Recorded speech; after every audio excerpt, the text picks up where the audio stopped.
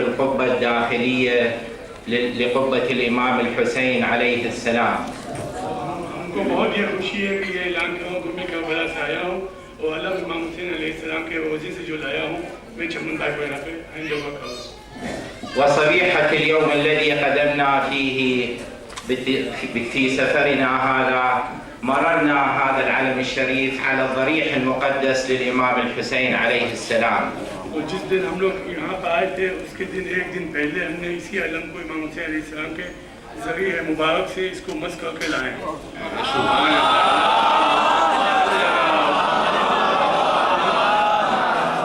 وفي هذه الليلة المباركة وهذه الأيام السعيدة يسرنا وندعو الله سبحانه وتعالى أن يرزقكم زيارة الحسين عليه السلام في القريب العاجل.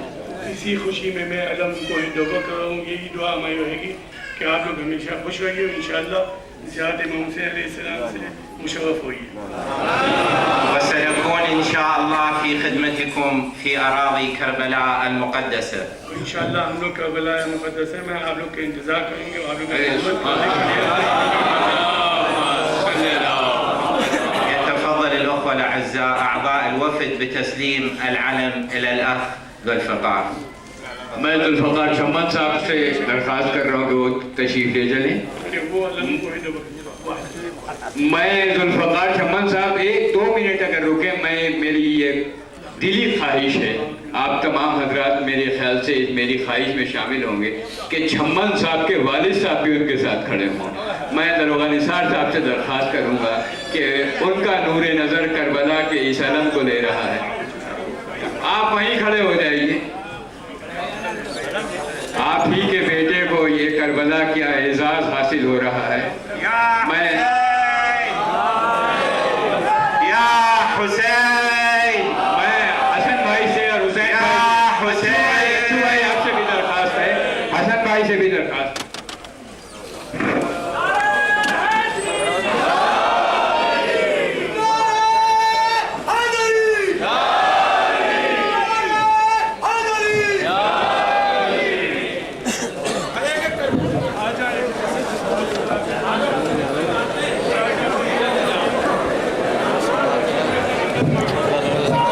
की ज़ियारत होगी अभी, आप हजरात अगर वहीं रहें, क्या ना आए, इस अलम को बाकायदा फरेरे की शक्ल में आपके सामने पेश किया जाएगा। मैं चम्मन भाई आपसे, हसन अहमद साहब, हुसैन अहमद साहब, अच्छू भाई से दरख्वास्त करूंगा, आप भाई तीनों भाई इस अलम की ज़ियारत हो रही है जो रोज़ा इमाम हुसैन से मस होके आपके दरमियान ये अलम आया है। चप्पन साहब से भी दरख्वास्त है।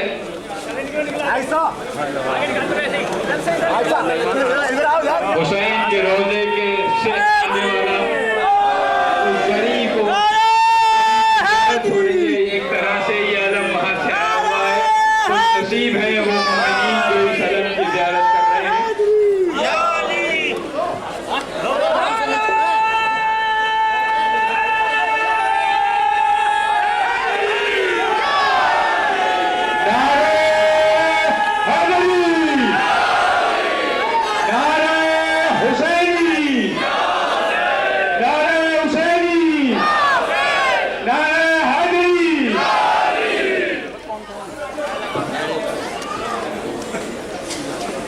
अब आप हजरात से दरख्वास्त है कि अपनी नशस्त तशरीफ रखें। मैं हाजी बाबर साहब, वो भी ताल्लुक़ तो इलाक़ से रखते हैं और आपने ये देखा कि कितनी खूबसूरत उर्दू में तर्जुमा कर रहे थे। और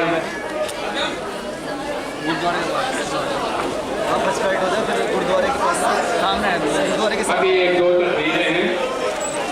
मैं चाहूँगा कि डॉक्टर अब्बास रज़ा नैयर साहब ने अभी उस तकरीर की तशरीह, उसका मफ़हूम पेश किया, लेकिन आज के मौजू पर उनकी तकरीर भी होनी है। आप जानते हैं डॉक्टर अब्बास रज़ा नैयर किसी भी तारुफ के मोहताज नहीं हैं। बहुत अच्छे शायर, बहुत अच्छे खतीब, बहुत अच्छे ज़ाकिर, बहुत अच्छे आलिम, बहुत अच्छे प्रोफेसर। हमें हमारी कौम को उनकी ज़ात पर जितना भी नाज़ो कम है, मैं बड़े खुलूस के साथ, बड़े अदब के साथ कि मैं उनसे दरख्वास्त भी करूँगा और उनसे गुजारिश भी करूँगा कि तशरीफ लाएँ और आज के मौजू पर तकरीर फरमाएंगे डॉक्टर अब्बास रजा नैयर साहब। आप हजरात से दरख्वास्त है। शम्मत भाई अब इस अलम की ज़ियारत बात को करा लीजिएगा। हज और उम्रे के दरमियान होता यह है कि तवाफ में इंसान हजर अस्वद तक पहुँच तो नहीं सकता, तो वो दूर से अपने हाथों को बुलंद करके ज़ियारत का शरफ हासिल कर लेता है। मैं आपसे दरख्वास्त करूँगा एक बार अपने हाथों को अलम की जानिब बुलंद करके, ज़रा अपने हाथों को बुलंद करके हजरात, अब आप हजरात शोरा को सुनना चाहते हैं मगर मुझे तकरीर के लिए चंद मिनट। अल्हम्दुलिल्लाह वस्सलातु अला आलिहा व लानतु अला मुस्तहक़िहा अम्मा बाद। बिस्मिल्लाहिर रहमानिर रहीम। ला तुफसिदू फिल अर्ज़।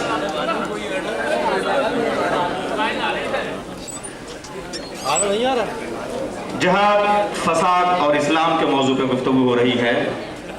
हमें अपने अमल और अपने नशिस्त व बर्खास्त के ज़रिए से ये साबित करना है कि हम किस मिजाज के लोग हैं। करबला से ये मुस्कुराते हुए चेहरे, इन्हें देखते हुए कभी कभी हमारी आंखें भीग जाती हैं। हमने दुनिया में देखा कि एक बर्तन से, बड़े बर्तन से अगर एक गिलास पानी कम कर लिया जाए तो चारों तरफ का पानी उस खला को पुर करने के लिए दौड़ पड़ता है। एक मैदान से अगर एक टाली मिट्टी कम कर ली जाए तो चारों तरफ की मिट्टी उस गड्ढे को पुर करने के लिए दौड़ पड़ती है। फिजाओं में अगर कहीं हब्स हो जाए तो चारों तरफ से हवाओं के झोंके उस खला को दूर करने के लिए दौड़ पड़ते हैं। ये दुनिया का मिजाज है। ये बेजान चीज़ों में भी हमने पाया, पानी में भी, आग में भी, हवा में भी और मिट्टी में भी पाया। और इन्हीं अनासिर से बना हुआ ये इंसान इराक की सरजमीन पे रोज़ 1000-2000 का बेगुनाहों का खून पानी के तरीके से बह जाए, रोज 100-200 लोग शहीद हो जाएं और पूरी कायनात के आलम इंसानियत से एहतजाज की एक आवाज ना उठे। आखिर ये मरहला क्या है? क्या हमारी हिस्स मर चुकी? क्या हमारे रिश्ते टूट चुके? क्या हमारी खुददारी खत्म हो गई? क्या इंसानों से गैरत छिन चुकी? क्या आंखों से नजरें नहीं रही? क्या नजरों में नजरिए नहीं रहे? क्या एहसास मर गए? क्या जहन मर गया? क्या जहनियतें मर गई? क्या जमीर मर गए? कहाँ गए इंसानियत के वो ठेकेदार जो कहते हैं दुनिया में कहीं जुल्म होता है तो हमारी आवाज बुलंद होती है? करबला में इतना खून बह जाए और करबला में कोई आवाज उठाने के लिए दुनिया से कोई ना उठे, या फिर क्या है? क्या हमारे पास ये क्या है? क्या एक्शन है या रिएक्शन है? अगर एक्शन है तो इसका रिएक्शन क्या है, और अगर रिएक्शन है तो फिर इसका डायरेक्शन क्या है? हमें ये समझना पड़ेगा, तभी जाके इन मसाइल का हल होगा। दहशतगर्दी किसे कहते हैं? क्या हमारे पास आज वही 2-3 हिंदी के लफ्ज हैं जिनके पीछे हमारा इंसानी मुआशरा तबाह करता हुआ नजर आएगा? दहशतगर्दी, आतंकवाद, फसाद, उग्रवाद, यही सारे अल्फाज हैं जिनकी हिंदी की चिंदी करने में आज इंसानी मुआशरा परेशान है। इसके अलावा भी तो बहुत कुछ है। मैं देखता हूं आज हमारे पास ये जो बैनर लगा हुआ है इसमें 3 बुनियादी लफ्ज हैं, 3 एसेंशियल पॉइंट हैं, जिहाद, टेररिज्म एंड इस्लाम। इन तीनों में देखते हैं क्या कोई रिश्ता है या नहीं है। याद करो उस वक्त जब अल्लाह ने कहा था खबरदार जमीन पर फसाद मत फैलाओ, आखिर तुम्हें तकलीफ क्या है? तो फरिश्तों ने कहा था क्या तू हम में उसको अपना नायब, अपना खलीफा और जानशीन बना के भेज रहा है कि जो हम में दहशतगर्दी और फसाद फैलाए? कुरान ने कायनात के मुआशरे को पहली बार फ्रीडम ऑफ स्पीच दिया, परमानेंट नहीं, टेम्पररी। आवाज उठी, हम इसके आगे सरे तस्लीम नहीं खम करेंगे, इसलिए कि ये मिट्टी से बना है, मिट्टी में फसाद है। समझ में आया कि जहां मिट्टी होगी वहां फसाद होगा। मेरे प्रोटेक्शन का तकाजा है, मेरे नेचर का तकाजा है कि मैं मिट्टी से बना हूं, तो जो चीजें मिट्टी में हों वो मुझ में होंगी। मिट्टी को भूख लगती है, मुझे भूख लगेगी। मिट्टी को प्यास लगती है, मुझे प्यास लगेगी। मिट्टी को करवटें लेने की जरूरत महसूस होती है, मैं भी करवटें बदलूंगा।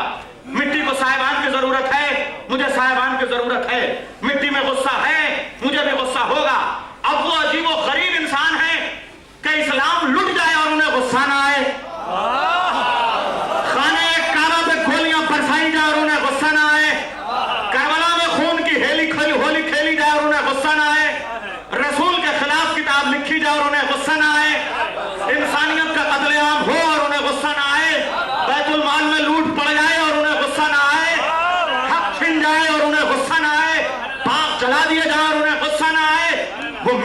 बने हुए नहीं हैं, किसी और पत्थर के बने हुए होंगे।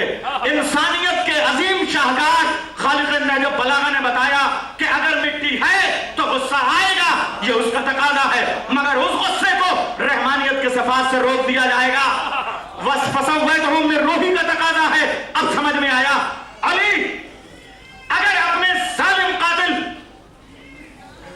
के सीने पर सवार है और वो गुस्ताखी करता है, अली को गुस्सा न आए तो यह गैर फितरी अमल होगा, मगर उस गुस्से को अपने जोरे इमामत से रोक देना, यह अबू तालिब के लाल का मौजज़ा है। अब समझ में आया, अली के हाथों पे खैबर का दरवाजा आ जाना बड़ी बात नहीं है, अम्र के सीने से उतर आना जिहाद अकबर है। समझ में आया जिहाद किसे कहते हैं, फसाद किसे कहते हैं। दिल्ली में बैठ के अबुल आला मौदूदी की किताब खिलाफत मलूकियत का एक खूबसूरत सा फ्रेज याद आया। वो जुमला सुनिए, जंग खैबर की तारीख लिखते लिखते मौलाना अबुल आला मौदूदी एक अजीब और गरीब जुमला कहते हैं। खैबर की जंग हो रही है, दिन भर चकाचक तलवारें चल रही हैं, अली की तलवार के सदके जाऊं उनके इस जुमले के, बाकी का तो मैं जिम्मेदार नहीं हूं। वो कहते हैं अली की तलवार के सदके सहाबा के बच्चे, जुमला सुनिएगा, अली की तलवार के सदके, मौलाना अबुल आला मौदूदी का जुमला, अली की तलवार के सदके सहाबा के बच्चे मदीने की गलियों में सोने की डलियों से खेल रहे थे। खैबर की जंग हो रही थी, जब अली ने खैबर को फतह कर लिया, खाली हाथ अपने घर में पहुंचे तो कायनात की शहजादी ने पूछा, अबुल हसन, मेरे शहजादे हसन और हुसैन फाके से हैं, उनका कोई हिस्सा? जुमला सुनिएगा मेरे मौला का। मेरे मौला ने कहा, हिस्सा तो मिला था मगर मैं मदीने के यतीमों में बांट आया। टेररिज्म की हिस्ट्री पढ़ने की मेरे पास गुंजाइश नहीं, दामने वक्त को था, इख्तिसार की कैचियां, आपके चेहरों की घड़ी, मेरी घड़ी की सुइयां, मगर मैं क्या करूं, दुनिया में जितनी तहरीकें फलाह हुई सब में दौलत की तकसीम का मामला आया, चाहे वो अमेरिका की नेशनलिज्म हो या रशिया की सोशलिज्म हो या कार्ल मार्क्स की थ्योरी हो, सब इसलिए नाकाम हुई कि दौलत की बराबर से तकसीम न हो पाई। अब सुनिए, खालिद नहज बलागा के सामने खिलाफत हाथों में लेने के बाद जो सबसे पहला प्रोटेस्ट हुआ, उस पूरे ग्रुप में 3 चेहरे बड़े बड़े थे, अमर यास, इब्न मास, उसामा इब्न ज़ैद। ये आगे बढ़े, काब इब्न हिबार, सबने कहा, या अली, हमारा पहला एहतजाज आपकी खिलाफत के खिलाफ तारीख में नोट किया जाए। ये कैसे हो सकता है कि जितना आका को मिले उतना ही गुलाम को? मेरे नबी के बाद 24 साल तक ये 35 साल के जुल्म का तस्करा कर रहे थे। हुआ ये कि कोई 12,000 दीनार पाएगा, जो कुरैश हैं, जो उनके साथी हैं वो 6,000, जो उनके गुलाम हैं वो 2,000, जो आसपास के इराकी हैं, फिलिस्तीनी हैं, उनको कोई हिस्सा नहीं मिलेगा। काब इब्न हिबार जैसे यहूदी ज़ादे ने, जिसने ताजा इस्लाम की नकाब अपने चेहरे पे डाली थी, उसने कहा, या अली, ये कैसे हो सकता है, जितना मैं उतना ही मेरा गुलाम, कुछ तो फर्क हो। मेरे मौला का जुमला सुनिए। मेरे मौला ने कहा, ए यहूदी के बच्चे, मैं क्या करूं कि मैं वो नहीं कर सकता जो इससे पहले की खिलाफतों में हुआ, वो करूंगा जो रिसालत करके गई थी। अब समझ में आया, 24 साल वो मिले थे जो रिसालत के बनाए हुए थे। अली उस मजलूम रहनुमा का नाम है जिसे वो समाज मिला जो खिलाफत का बिगाड़ा हुआ था। शायद इसीलिए अब तक जितनी खिलाफतें थीं उनमें शर्तें दी जाती थीं समाज की तरफ से। अली ने खिलाफत ली तो शर्त दी अपनी तरफ से। इससे बड़ा और अली का किरदार क्या होगा कि लफ्ज खलीफा को इतना जलील और रुस्वा कर दिया कि दिल्ली के बरवालान और सुईवालान की गली में बैठे हुए नाई और हज्जाम भी ये लफ्ज पसंद नहीं करते।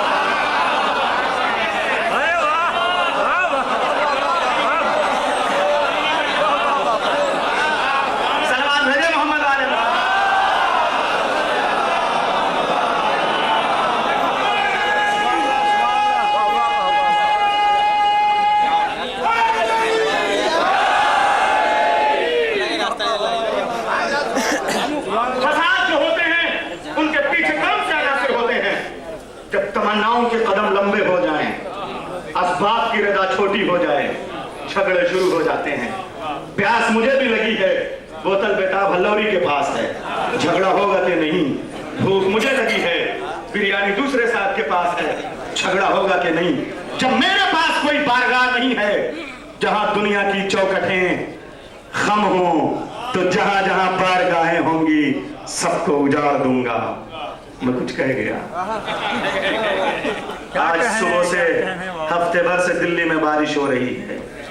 एक गौरैया अपने आशियाने और घोंसले में बैठी हुई एक बंदर को देख के कमेंट के तौर पे कहती है, इतना बड़ा इंसानों जैसा बदन लेके। थ्योरी के हवाले से बात कर रहा हूँ, मगर शायर हूँ, इश्तिहारों से काम लेता हूँ, समझदार आप बहुत ज्यादा हैं। बंदर से विलादत की थ्योरी जहां से आई है वहीं तक जुमला पहुंचा दीजिएगा। एक बंदर से ये गौरैया कह रहा है, इतना बड़ा इंसानी बदन लेके क्यों नहीं एक मकान मेरी तरह से बना लिया, न भीगते। उसने कहा, अच्छा तू साहिब कमाल ठहरा, मैं बेकमाल। तेरे पास इतना छोटा सा घोंसला है, मेरे पास तन छुपाने के लिए कोई साहिबान नहीं, तो फिर मैं घर नहीं बनाऊंगा, तेरा घर उजाड़ दूंगा।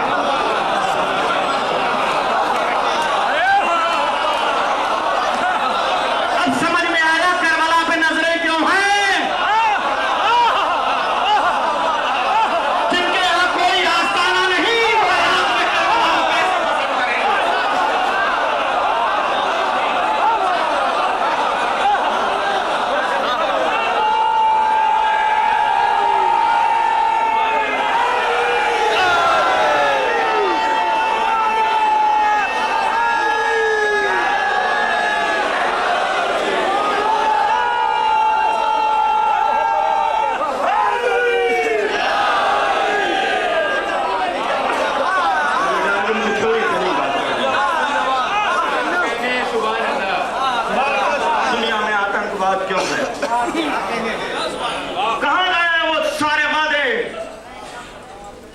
बड़ी जल्दी होनी चाहिए। मैं कोई कमेंट नहीं करता, मगर इराक में कॉलेजेस खुलने चाहिए, हॉस्पिटल बनने चाहिए, तालीमी इदारे बनने चाहिए, ताकि वादा वफाई का कोई रास्ता ढूंढा जा सके। बस अजीजों, दहशतगर्दी क्यों होती है? पस्त और बुलंद। शैतान ने आदम को सजदा क्यों नहीं किया?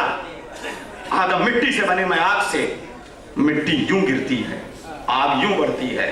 बुलंदी को जाने वाला पस्ती वाले को सजदा नहीं कर सकता। उसे शायद ये नहीं पता था कि कुदरत ने कायनात का निजाम। मोबाइल बंद कर दीजिए, सलवात बुलंद कर दीजिए।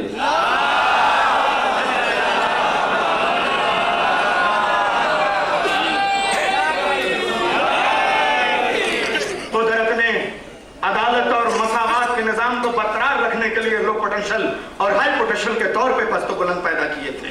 क्या कहने, बरसात के मौसम में आखिर ये बर्फ हिमालय की चोटियों पे क्यों जमती है, दिल्ली के नशेब में क्यों नहीं जमती? अगर दिल्ली के नशेब में बर्फ जमने लगे तो हिमालय की चोटियों तक पहुंचाएगा कौन? अब समझ में आया कि जमुना पार और जमुना इधर और उधर के लोग, जिसे आप गंगा और यमुना कहते हैं, ये हिमालय के कुशादा और बुलंद सीने से निकली हुई पानी की वो लकीर है जिसे आज गंगा और यमुना कहा गया। तो पस्त और बुलंद इसलिए बनाए गए थे, मगर जहां जहां पस्त और बुलंद का इख्तलाफ होगा वहां वहां आतंकवाद होगा। 15 सितंबर में ऐवान गालिब में तारीख साज जुमला कहूं, मेरी 17 सितंबर है ना? असल में मैं इंसाफ का कायल हूं, तो 30 को 15 में बांट दिया।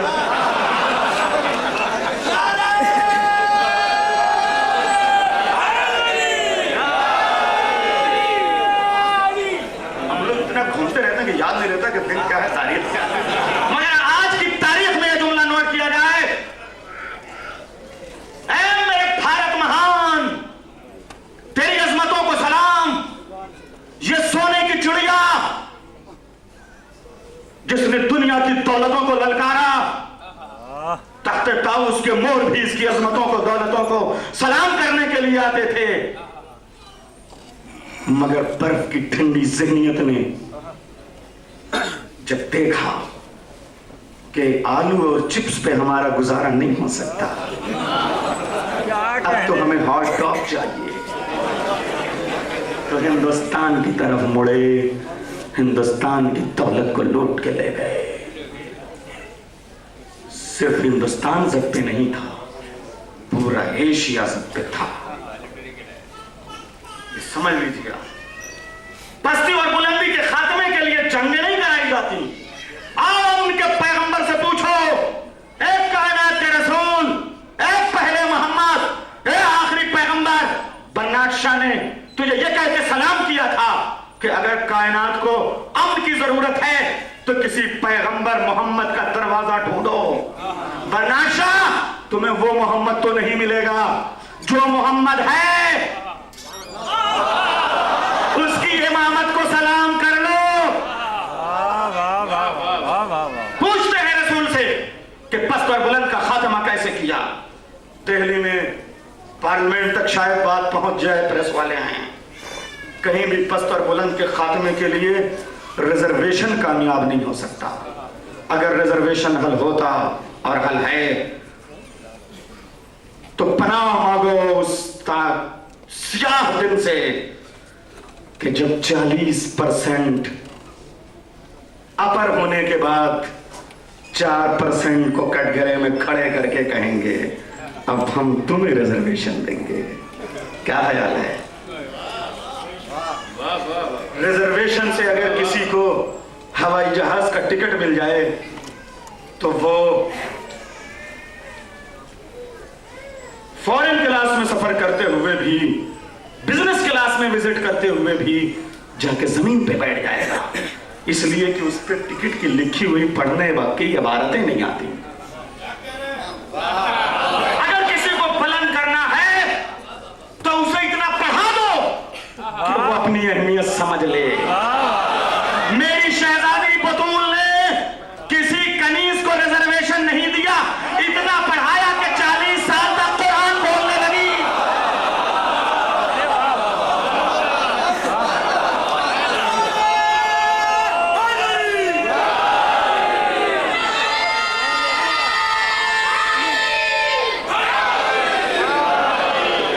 कायनात के रसूल ने किसी हरिजन को रिजर्वेशन नहीं दिया, बल्कि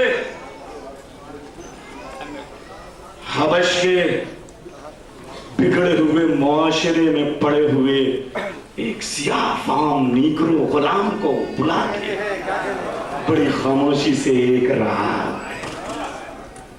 मस्जिद नबवी के गुलदस्ते अज़ान का झूमर बना दिया। अरब के ठाकुर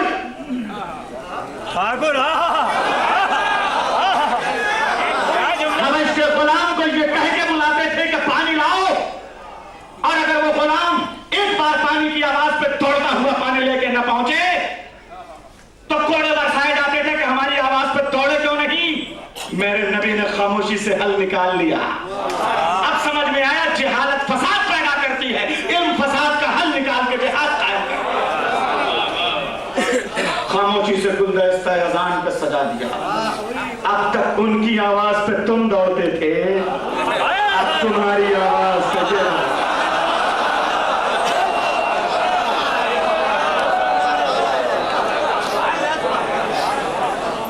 चारपाई और मसहरी और सोफे पे गुलाम इसलिए नहीं बैठ सकता कि आका बुलंदी पे होगा, गुलाम पस्ती पे होगा।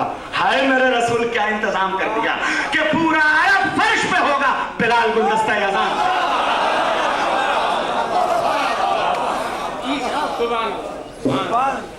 खबरदार, अगर हम सोए तो ध्यान रखना कोई जगाने न पाए, वरना बहुत बुरा करूंगा।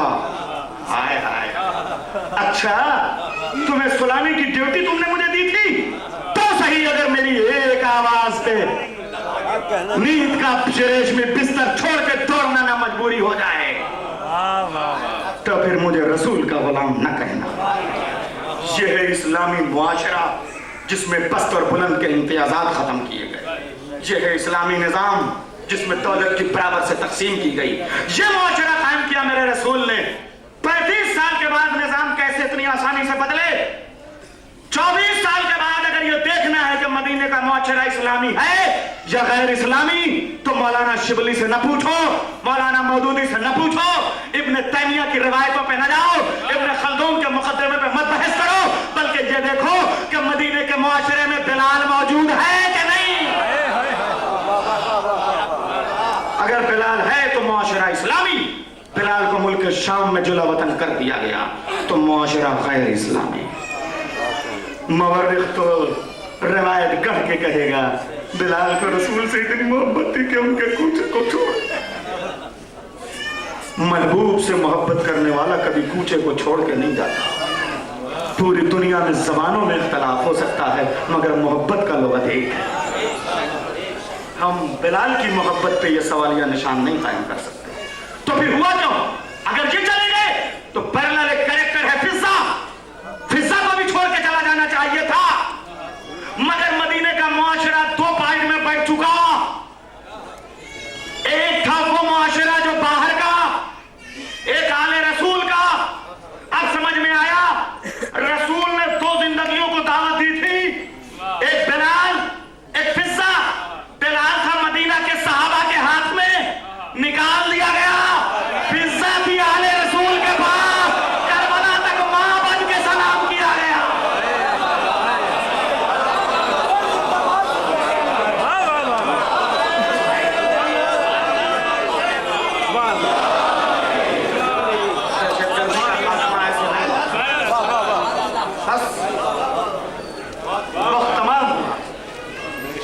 अगर दहशतगर्दी के खात्मे को देखना है तो नजर बलागा उठाओ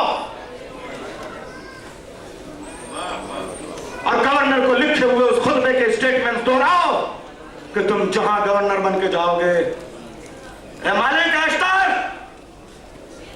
वहां अगर कोई तुम्हारा मजहबी भाई न भी हो तो इंसानी रिश्ते से आदमजाद होने के नाते वो तुम्हारा भाई है।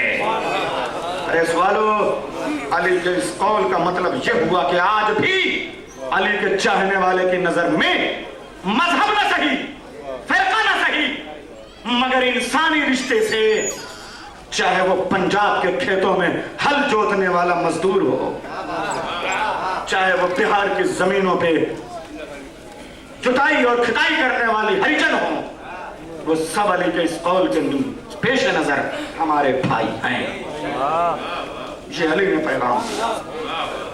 वो फिरौन था जो दुनिया पे हुकूमत करना चाहता था, जो दुनिया पे हुकूमत का जज्बा लेके डिक्टेटर दिखाए वो फिरौन होता है, तब हो या अब।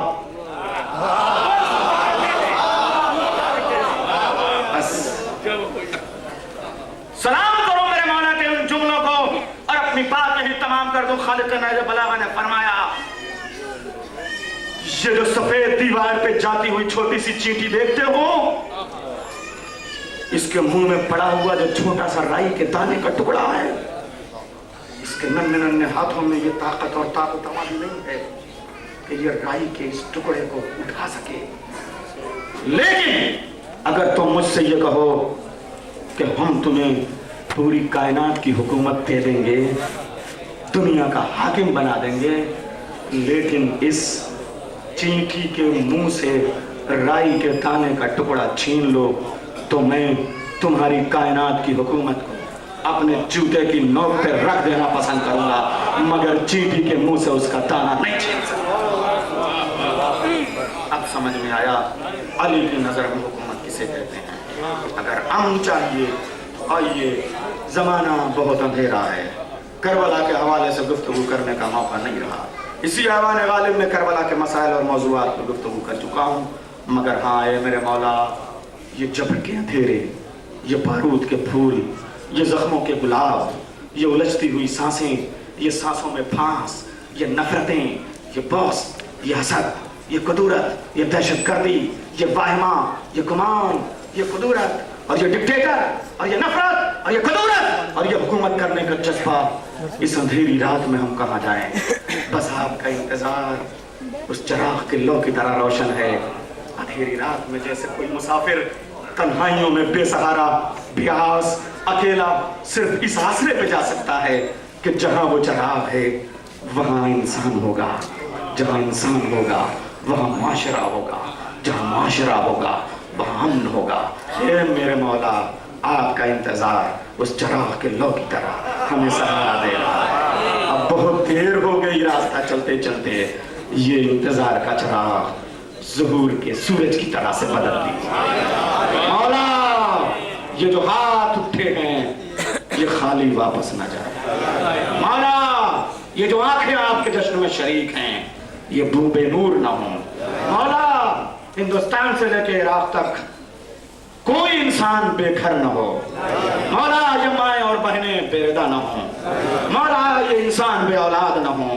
मौला, ये औलादें बेइल्म न हो। मौला, ये साहिब इल्म बेरोजगार न हो।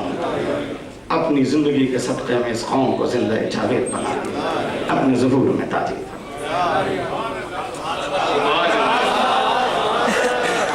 ये थे डॉक्टर अब्बास रज़ा साहब नैयर जलालपुरी।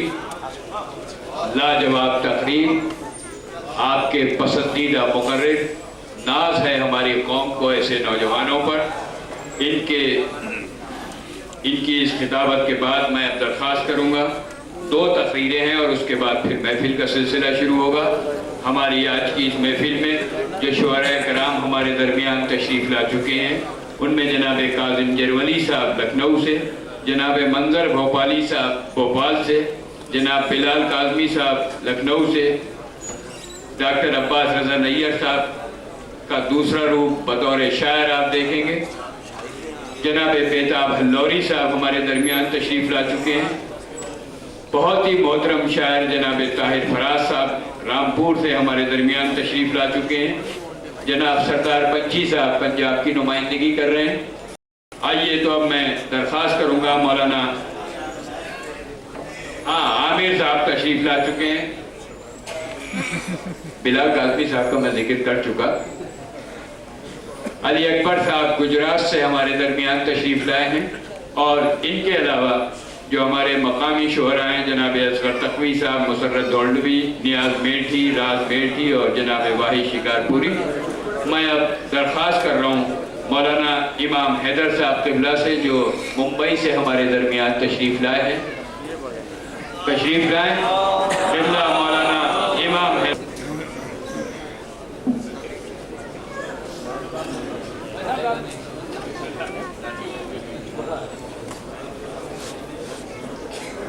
अस्सलाम वालेकुम। औज़ु बिल्लाहि मिनश शैतानिर रजीम। बिस्मिल्लाहिर रहमानिर रहीम।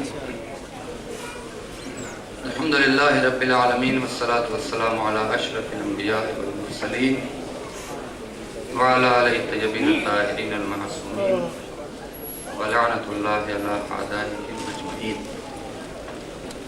सबसे पहले आप तमाम हज़रात की खिदमत में और जो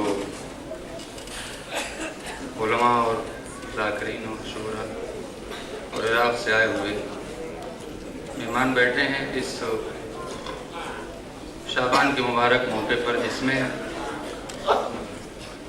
मुसलसल खुदावंद आलम ने कायनात को ऐसे तोहफे दिए हैं कि अगर ये कायनात उस तोहफ़ों का शुक्रिया अदा करते रहे, कायनात ख़त्म हो जाएगी, शुक्रिया का हक़ अदा नहीं हो सकता। आज जिस मौजू पर आपने तकरीरें सुनी है, जाहिर सी बात है सारी बातें हो चुकी हैं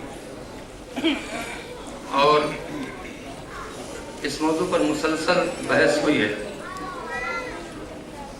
आज हमें बस चंद मिनट में आपके सामने चंद बातें कहनी है। पहली बात यह है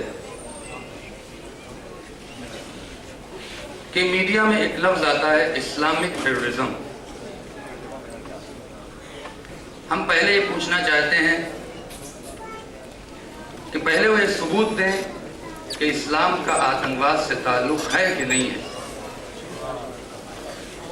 और अगर इस्लाम से आतंकवाद का ताल्लुक़ नहीं है तो फिर मीडिया को आतंकवाद के साथ इस्लाम का लफ्ज़ जोड़ना नहीं चाहिए,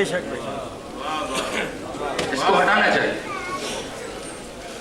लेकिन मुसीबत यह है और बालाए मुसीबत यह है, तवज्जो फरमाएं, 2-4 जुमले हमारे भी सुन लें। बहरहाल हमें ऐसी तकरीरें करने के हम आदी नहीं है। बहरहाल मैं चला आया हूँ और 2-4 जुमले आपको सुनाई देता हूँ। हालात से वाकिफ होना आपका काम है और हमारी बातों को पहुंचना आपका काम है। तवज्जो फरमाएं, आज जो आतंकवाद को मिटाने के लिए ताकत खड़ी है, मैं उस ताकत से पूछता हूं, क्या उसका दामन आतंकवाद से पाक है?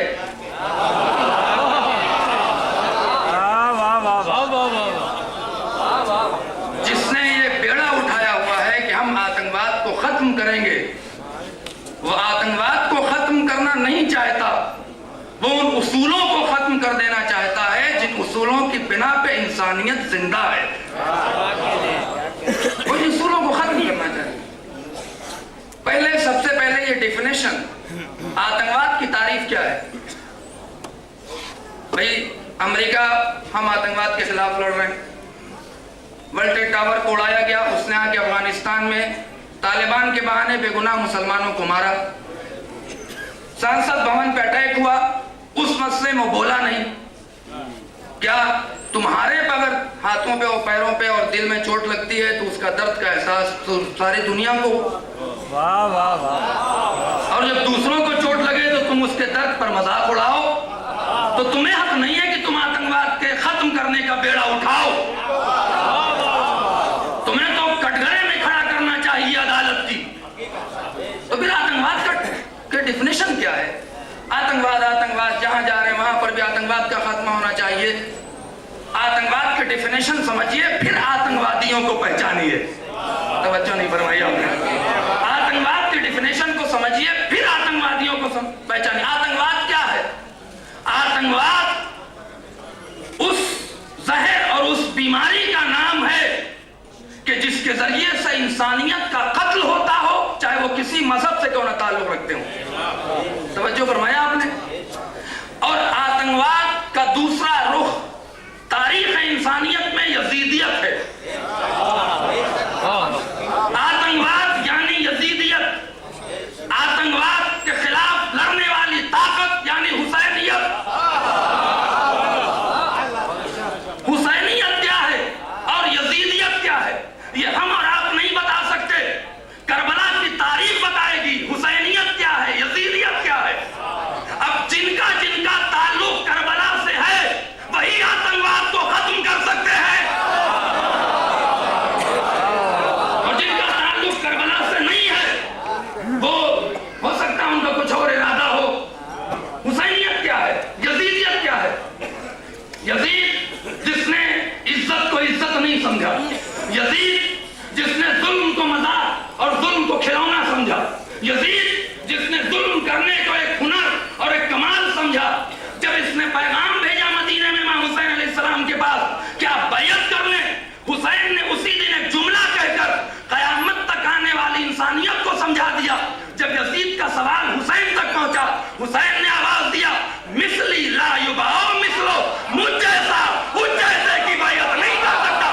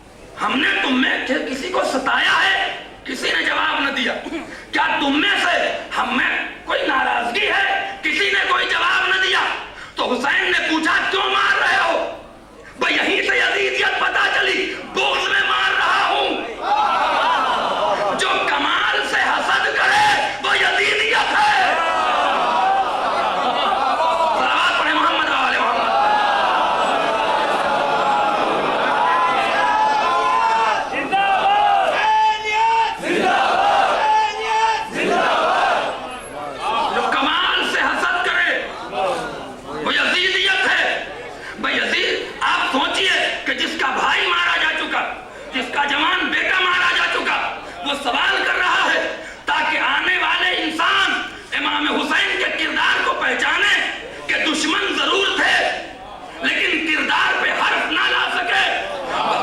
भाई यहीं से तवज्जो फरमाइएगा, हुसैन तलवार लेके हमला भी कर सकते थे, फातह खैबर का लाल पलट भी सकता था, लेकिन हुसैन ने तलवार न उठाया, अमन का पैगाम दिया। भाई यजीदियत की तरफ से तलवारें चलती हैं, नेज़े आते हैं, तीर आते हैं, हुसैनियत की तरफ से अमन का पैगाम जाता है। सलावत पढ़े मोहम्मद वाले।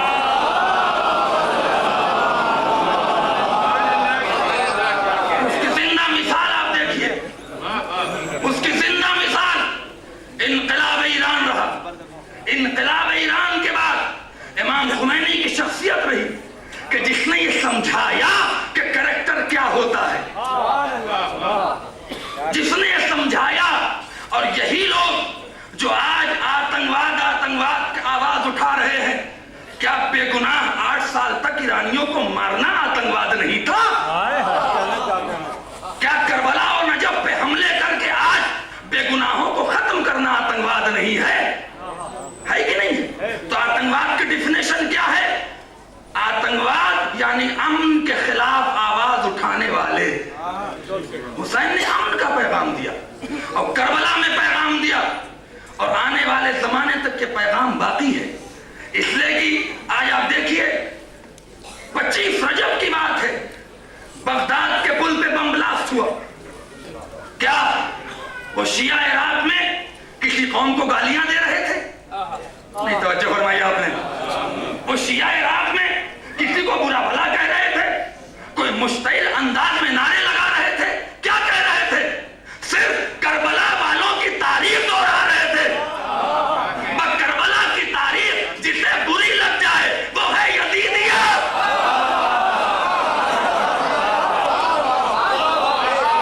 करबला की तारीफ जिसे बुरी लग जाए वो है यजीदियत। बम ब्लास्ट किया गया और हजारों की तादाद में इराकी बेगुनाह मारे गए। ये आतंकवाद नहीं है? ये क्यों चुप बैठे रह गए? अगर आतंकवाद का आपने बेड़ा उठाया है तो क्या इराक के मसले पर कम से कम आपको आवाज तो उठानी चाहिए थी? तवज्जो नहीं फरमा रहा। कम से कम पार्लियामेंट में अमेरिका के 1 मिनट का शोक तो मनाना चाहिए था। बहुत अच्छी बात है। कम से कम यूरोप के अंदर कोई पैगाम तो आना चाहिए था। भाई तुम्हारी मदद की हुसैनियत को जरूरत नहीं है, लेकिन क्या ये बम ब्लास्ट करना जुलूसों में ये आतंकवाद नहीं था? था कि नहीं था? अगर था तो तुमने आवाज क्यों नहीं उठाई? तुम दुनिया को बेवकूफ बना नहीं सकते। ये है कि जब यजीद के दरबार में जनाब ज़ैनब सलामुल्लाह अलैहा पहुंची और यजीद ने कहा देखो तुम्हारे साथ क्या हुआ, आखिरी जुमला है और रहमत तमाम कर रहा हूं, देखो तुम्हारे साथ क्या हुआ, तुम्हारे जवान तुम्हारे मर्द मारे गए, तुम्हें असीर करके हमारे दरबार में लाया गया, अल्लाह ने तुम्हें जलील किया और हमें इज्जत दी। जब यजीद ने जुमला कहा, नहजुल बलागा की लाडली ने, फातह खैबर की लाडली ने आवाज दी और कहा कि जब जुल्म इंतहा को पहुंचता है और कोई जालिम गुनाह करता है तो अल्लाह उसे मोहलत देता है ताकि वो गुनाह करे और उसके अज़ाब में इजाफा हो जाए। यजीद जिसे तू इज्जत समझ रहा है, इज्जत नहीं मोहलत है।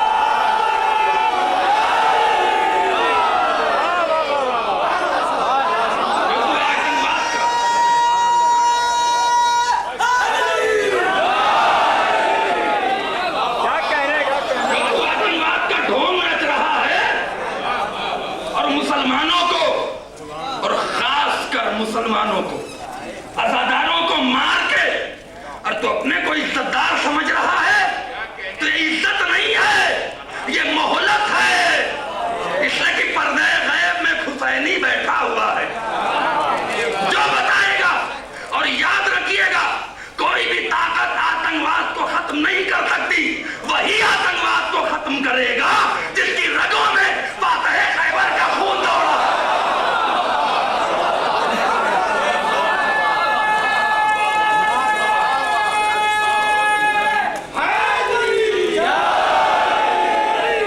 जिसकी रगों में हुसैन का खून दौड़ रहा है। लिहाजा अजीजों, इस्तेमार की ताकतों से बचिए। और इतने बड़े मजमे से मैं एक जुमला कहना चाहता हूं। मैं एक आलिम दीन हूं और मेरा काम अपने इस्लाम के कानून की तबलीग करना है। अगर आपको इस्तिबदाद से लड़ना है, अगर आपको इस्लाम के कानून को जिंदा रखना है, तो अपने माहौल को इस्लामी माहौल बनाइए। इस्लामी माहौल बनाइए। बच्चों को मस्जिदों में ले जाइए, मैकडॉनल्ड में ना ले जाइए। बच्चों को मस्जिदों में ले जाओ, मैकडॉनल्ड में ना ले जाओ। बच्चों को अपने मजहब की तरबियत और तालीम दो, इस्लामी कल्चर बनाओ। इसलिए कि इस्लाम दुश्मन अनासिर उसी वक्त खत्म हो सकता है जब इस्लाम का कानून जिंदा रहेगा। किसी कौम को जिंदा रहने के लिए 3 चीजों की जरूरत पड़ती है: कल्चर, जबान और मजहब के कानून। कानून तो हमारे पास है, लेकिन मजहब की जबान और मजहब का कल्चर से हम बहुत दूर होते जा रहे हैं। बच्चों को कुरान पढ़ाने के बजाय मौलवी को 200 रुपए देंगे और इंग्लिश मीडियम में दाखिल करने के लिए 50,000 रुपए दे देंगे। तालीम से हम नहीं कहते कि तालीम न दें, लेकिन तालीम देने के साथ साथ अपनी वो जबान सिखाएं जिस जबान में रसूल बोला है, वो कल्चर सिखलाएं जिस कल्चर को इस्लामी कल्चर कहा जाता है। तभी आप इन ताकतों से लड़ सकते हैं। वरना आज के दौर में चारों तरफ से मुसलमानों पर हमला है और इसीलिए वो इस्लामिक टेररिज्म का नाम देते हैं। मुसलमान यानी टेररिज्म, मुसलमान यानी आतंकवादी। किसी मुसलमान का आतंकवादियों से कोई ताल्लुक नहीं है। जो आतंकवादी हैं वो मुसलमान नहीं है। भाई जुमला कह के मैं तमाम कर दूं, जो आतंकवादी हैं वो मुसलमान नहीं, लादीन है।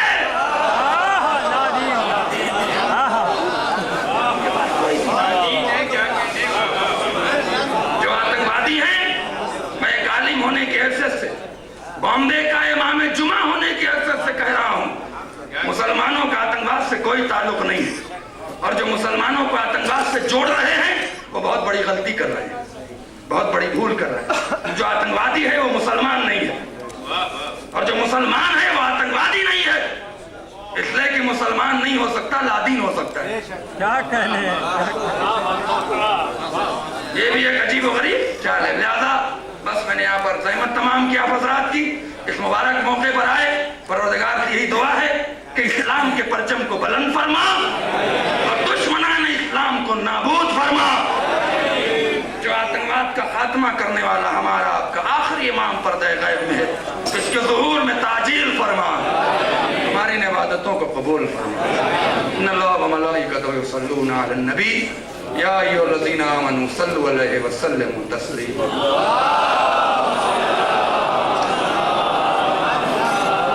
बसीरत अफरोज तकरीर मौलाना इमाम हैदर साहब, इमाम जुमा वल जमात, मुंबई से हमारे दरमियान ये तशरीफ लाए थे।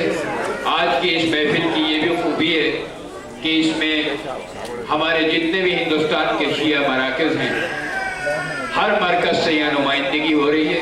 लखनऊ से, मुंबई से और एक और बड़ा मरकज़ हमारा हैदराबाद है। आखिरी तकरीर के लिए हैदराबाद से हमारे दरमियान तशरीफ़ लाए मौलाना अली अब्बास साहब खोई। मैं उनकी खिदमत में दरख्वास्त कर रहा हूँ। मौलाना अली अब्बास साहब खोई कल ये उम्रे के लिए तशरीफ़ ले जा रहे हैं। मैंने पहले अर्ज़ किया था कि ये इस महफिल की ये 70वीं सालगिरह है और ये 70वां उम्रा करने के लिए परसों तशरीफ़ ले जा रहे हैं। अरे क्या कहने, नैयर साहब ने बहुत अच्छा जुमला कहा कि हवा भी हैरान हो रही है।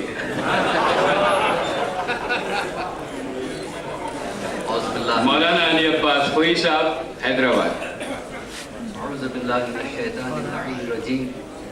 बिस्मिल्लाहिर्रहमानिर्रहीम, अल्हम्दुलिल्लाहि रब्बिल आलमीन, अस्सलातु वस्सलामु अला सय्यिदिना मुहम्मद मुस्तफा सल्लल्लाहु अलैहि वसल्लम।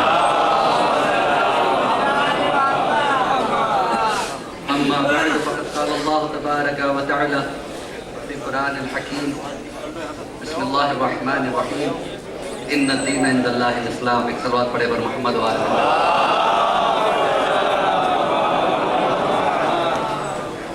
हज़रात गिरामी मर्तबत, और वो हमारे मुअज़्ज़िज़ मेहमान जो इराक़ से तशरीफ़ लाए हैं, और साथ साथ में तमाम ज़ाकिरीन और उलमा जो यहाँ मौजूद हैं, और तमाम नाज़रीन की खिदमत में मेरा सलाम अर्ज़ है।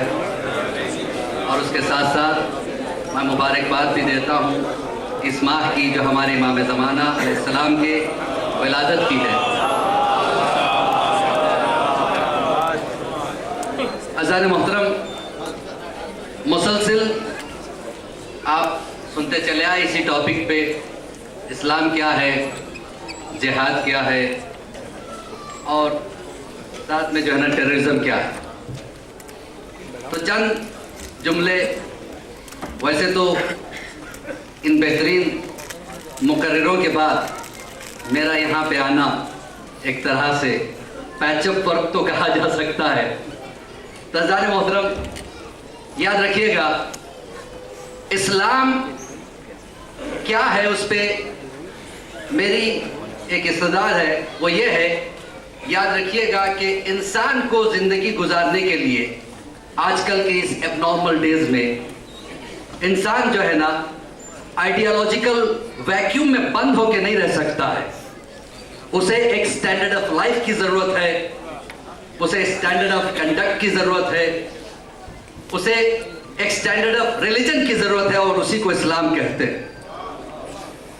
इस्लाम वो है जो इंसानियत को फैलाता है, इस्लाम टेररिज्म को नहीं सिखाता। इसीलिए यही वजह है कि इस्लाम की दूरंदेश निगाह ने आज से 1400 साल पहले ऐलान कर दिया, ला इकराह फिद्दीन, हम में टेररिज्म नहीं है। उसी वक्त ऐलान हो चुका था कि हम में कोई टेररिज्म नहीं है, हम में जबर नहीं है। इस्लाम सब्र सिखाता है, इस्लाम सैक्रिफिकेशन सिखाता है, इस्लाम ह्यूमैनिटी सिखाता है। याद रहे, इस्लाम से हट के इंसान नहीं बन सकता। ये इस्लाम ही है जो इंसान को इंसानियत सिखाता है। एक सलवात पढ़े बर मोहम्मद व आले मोहम्मद। तो मेरे अजीजों, इस इस्लाम को फैलाने के लिए बानियाने इस्लाम ने भी तलवार का सहारा नहीं लिया था। बानियाने इस्लाम ने पत्थर खाए थे, कांटों पे चले थे, इन पर आग फेंकी गई थी, ये आपकी तलवार मुझे दे दो। मौला ने फौरन अपनी तलवार उठा के उसे दे दी। जैसे तलवार को लिया, फिर मौला को निहत्ता देखता है तो तलवार को चूमता है, मौला के कदमों पे गिर जाता है। लोगों ने पूछा, मौला आप तो जिहाद कर रहे थे, आप ये क्या कर रहे, काफिर के हाथ में तलवार दे? जिहाद का मतलब काफिर को मारना नहीं है, काफिर के कुफ्र को मारना।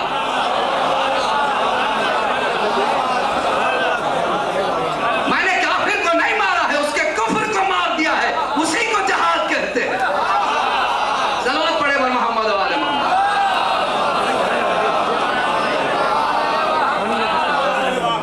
ये है जिहाद। जब हमारा हाथ ही ऐसा हो तो हमें कैसा होना चाहिए? आज जिहाद की जरूरत है, मैं भी कहता हूं, लेकिन हथियारों के जरिए से नहीं, तलवारों के जरिए से नहीं, अपने नफ्स से जिहाद करने का हुक्म दिया है।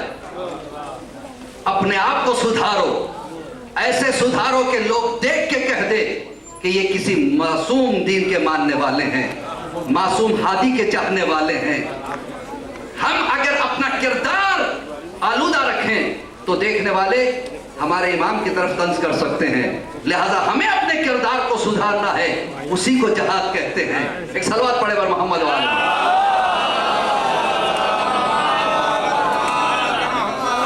और दूसरी बात यह है, हम पे यह एतराज भी होता है कि आप उस हादी के चाहने वाले हैं, उस हादी के मानने वाले हैं जिसके लिए आप ये कहते हो कि पर्दे गैबत में है। कैसे ये मुमकिन है कि एक इंसान इतनी तवील उम्र पा सकता है और वो भी गायब भी रह सकता? तो अज़ान मोहतरम, अकीदा गैबत सिर्फ हम में नहीं है। जरदश्तियों में देखिए, वो भी कहते हैं कि उनका एक हादी है जो जाहिर होगा, जो पर्दे गैब में है और जिसका ताल्लुक ईरान से। यहूदी ये कहते हैं कि उनका भी एक हादी है जो पर्दे गैबत में है, जो बनी इसराइल से होगा। उस पर किसी ने एतराज नहीं किया। ईसाई ये कहते हैं कि उनका हादी पर्दे गैबत में है, वो भी जाहिर होगा, उस पर कोई एतराज नहीं करता। और जब हम कहते हैं कि हमारा हादी पर्दे गैबत में है, गैबत शैतान पे यकीन है सबको, मुंतजिर के लिए कहते हैं हिकायत होगी। सलाम से सहारा देवर मोहम्मद वाले मोहम्मद।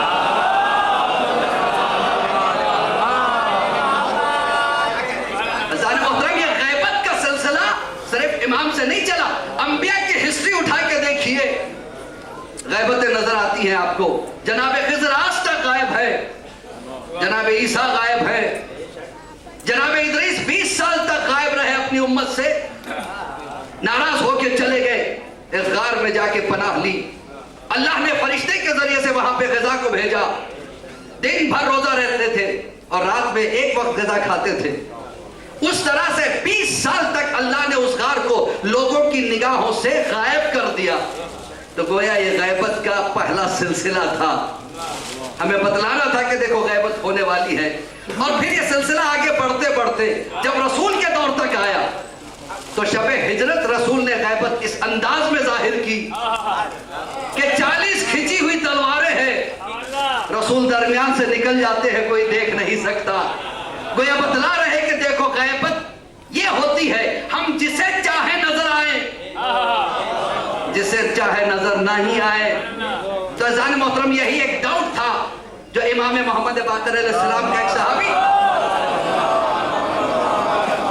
चाहने वाला पूछता है, मौला आप जो ये फरमाते हो कि आपका आखिरी गायब होगा, ये कैसे हो सकता है कि वो हाजिर भी हो गायब भी होगा? देखना चाहते हो? कहा कि चलो मेरे साथ मस्जिद में।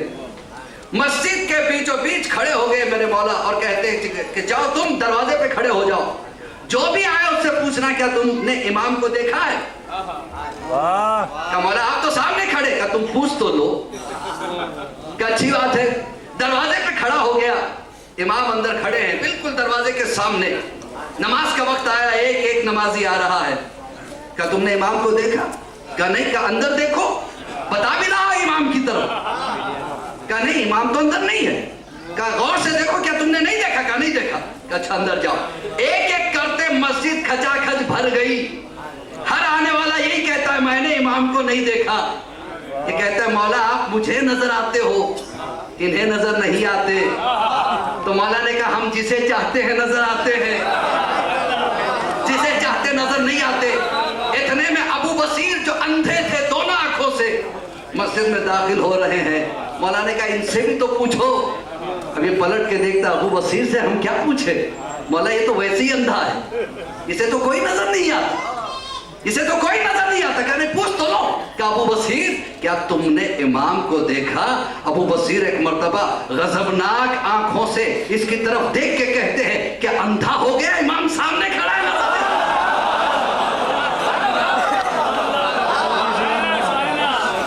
तो याद रहे कि इमाम की गैबत है और भी इमाम जिसे चाहते नजर आते। और जहां तक सवाल है लंबी उम्र का, अल्लाह ने अंबिया के सिलसिले में भी बताया था। जनाब आदम को 930 साल की उम्र मिली थी, जनाब नूह को 950 साल की उम्र मिली थी, जनाब आद को 1200 साल की उम्र मिली थी।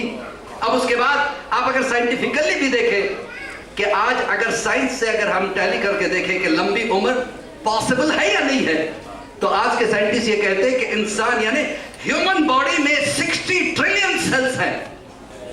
कितने? 60 ट्रिलियन का मतलब होता है जितनी आबादी हमारी दुनिया में है ना, उससे कई गुना ज्यादा आबादी।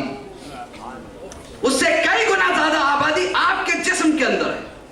और आज साइंटिस्ट ये कहते हैं कि सारे सेल्स एक साथ नहीं मरते, बतदरीज मरते हैं। कभी कभी ये होता है कि आदमी मर जाता है लेकिन उसके सेल्स जिंदा रहते हैं। जिसकी मिसाल ये है, मरने वाले की आंखें किसी और को लगा दी जाती हैं, वो देखने लगता है। यानी कुदरत बता रही है तुम मुर्दा हो लेकिन फिर भी तुम्हारे अंदर हयात बाकी है। हम जब चाहे उस हयात को तूल दे सकते हैं, जब चाहे उस हयात को खत्म कर सकते हैं। अब और आगे अगर आप सोचते जाइएगा तो आपको पता चलेगा कि प्रोफेसर सेली जो कि हयातियात के माहिर है, वो ये कहते हैं कि आमतौर से ये सोचा जाता है कि मौत बुढ़ापे की वजह से आती है। हालांकि बुढ़ापे से मौत का कोई ताल्लुक नहीं है। अगर मौत का ताल्लुक बुढ़ापे से होता तो ये बच्चे कैसे मरते, ये जवान कैसे मरते? क्या फिर बुढ़ापा क्या है? क्या बुढ़ापा भी एक डिसीज है जो आम डिसीज की तरह है? और आज सिग्मोटोलॉजी के जरिए से बुढ़ापे पे कंट्रोल करने की कोशिश की जा रही है ताकि जवानी को रिवाइटल किया जाए, ताकि इंसान के उम्र को और तूल दिया जाए। तो इसका मतलब क्या हुआ?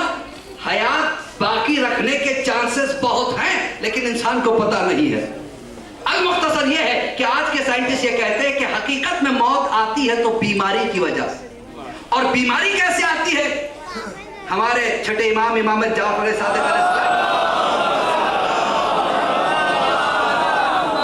उस दौर में कह रहे हैं कि देखो, जिस वक्त एक चाहने वाला आके कहता है कि मौला आप तो ये फरमाते हो कि अल्लाह ने कोई चीज बगैर मकसद के नहीं पैदा किया, तो फिर ये सांप, ये बिच्छू, ये जहरीले जानवर किस लिए पैदा किए? तो मेरा मौला मुस्कुरा के कहता है, देखो इस फिजा में बहुत सारे जहरीले गैसेस अल्लाह ने पैदा किए। अगर तुम उनको सूंघ लो या सांस के जरिए से इनहेल कर लो तो तुम मर जाओगे। तो अल्लाह ने तुम पे रहम किया है सांप और बिच्छुओं को पैदा कर, ताकि ये जहरीले जानवर फिजा के जहर को खींचकर तुम्हारे लिए इस फिजा को हमवार करें। ये सारी चीजें फिजा में फैली हुई है, जितनी बीमारियां। आज के पेपर में मैं पढ़ रहा था कि लैप्टोस्पिरोसिस एक ऐसी बीमारी जो हमारे सामने आई है, जिससे आदमी अचानक अपने आप को कमजोर महसूस करता है, बुखार आती है और उसका वजन गिरने लगता है और वो मर जाता है। कैसे आती है बीमारी? का फिजाओं के जरिए, वाटर कंटामिनेशन के जरिए से और फिजा में फैली हुई गंदगियों के जरिए से। तो किस वक्त हमारा इमाम कह रहा था? तो अब आज साइंस ये कहती है कि अगर इंसान को प्योर ग़िज़ा मिल जाए, प्योर फिजा मिल जाए, हर चीज प्योर मिल जाए, तो उसे मौत नहीं हो सकती, हजारों साल जिंदा रह सकता है। अब इंसाफ आप कीजिए जो ये इतराज करते हो कि कैसे तुम्हारा इमाम इतने दिनों से जिंदा है। तो जिसको अल्लाह ने ऐसा पैदा किया हो, जो हर एक का इल्म रखता हो, हर जरासीम के नुकसान को जानता हो, हर नुकसान को पहचानता हो, हर मर्ज को जानता हो, अगर वो आज तक जिंदा हो और जिसके जीन्स में बुजुर्गों से कोई बीमारी नहीं आई हो, ऐसा अखलाक़े हुस्ना रखता हो कि जिसकी वजह से कोई टेंशन ना हो, कोई बीमारी ना हो, तो उसी को इमाम कहते हैं। याद रखिएगा कि हमें अपने नफ्स के साथ जिहाद करना है और इमाम की मोहब्बत ही को जिहाद कहते हैं। इमाम की मोहब्बत कैसे होनी चाहिए? एक वाक़या, फिर मैं अपनी तकरीर को तमाम करता हूं। उसके बगैर मैं अपने आप को तशना महसूस करूंगा, क्योंकि इस महफिल नूर में अगर हमें यह ना पता चले कि हमें कैसे होना चाहिए हमारे इमाम ज़माना का चाहने वाला बन के, तो एक वाक़या मिलता है मोहम्मद अली फशंकी, इमाम के इतने चाहने वाले कि हर वक्त इंतजार इमाम कि मेरा मौला कब आएगा, मैं मेरे मौला को देखना चाहता हूँ। एक एक आलिम के पास जाते, कब मुझे मेरे मौला का दीदार करना है, मुझे मेरे मौला की जियारत करनी है। और सारे उलमा कहते कि एक काम करो, हज में चले जाया करो, इसलिए कि इमाम हज में तशरीफ लाते हैं और अपने चाहने वालों से मिलते हैं। वहां से रेगुलर हज करने लगा कि मेरे मौला से मेरी मुलाकात होगी। लेकिन करोड़ों के मजमे में इमाम को कैसे पहचाना जाए? तो एक आलिम से पूछता है कि कैसे इमाम से कहां मुलाकात होती है, इतने मजमे में कैसे मिला जाए? आखिर एक मुकाम तो बताओ कि जहां इमाम मिलते हैं। का अरफात के मैदान में। का अच्छा, तो अरफात के मैदान एक दिन पहले चले जाते जाके। अच्छा, अरफात का ये आलम है, अल्लाह आप तमाम हज़रात को ले जाए। कि अगर आम दिनों में इंसान चला जाए तो हैबत से मर जाए, क्योंकि यही वो मैदान है जो फैल के कयामत में मैदान महशर बन जाएगा, जिसमें हर एक के गुनाहों का हिसाब होगा। इसीलिए हुक्म है कि जब अरफात के मैदान में जाओ तो अपने एक एक गुनाह को याद करके इस्तिग़फ़ार करो, उसी को जिहाद कहा जाता है। ये जिहाद बिन नफ्स है। अपने किए हुए एक एक गुनाह पे अल्लाह से इस्तिग़फ़ार करो। अभी अरफात के मैदान में चला तो गया, इमाम का चाहने वाला है, चारों तरफ देख रहा है, भूख का आलम है। जब रात तारीख हुई तो दिल धड़कने लगा। मोहम्मद अली फशंगी कहते हैं, मुझे लग रहा था कि कहीं मेरी मौत ना आ जाए, तो फिर मैंने सोचा कि मैदान के बदले एक खैमा बना के उसके अंदर बैठता हूं, ताकि कॉम्पैक्ट प्लेस में इंसान को खौफतारी नहीं होता। खैमे के अंदर बैठ जाते हैं, लेकिन दिल की धड़कन है जो हर लम्हे पड़ रही है। मोहम्मद अली फशंगी कहते हैं, मैंने इतने में किसी के कदमों की चाप सुनी जो मेरे खैमे के करीब आ रही है, यहां तक कि मेरे दरवाजे पे पहुंच के कहा, ऐ मोहम्मद अली फशंगी, तुम पे हमारा सलाम। देखिए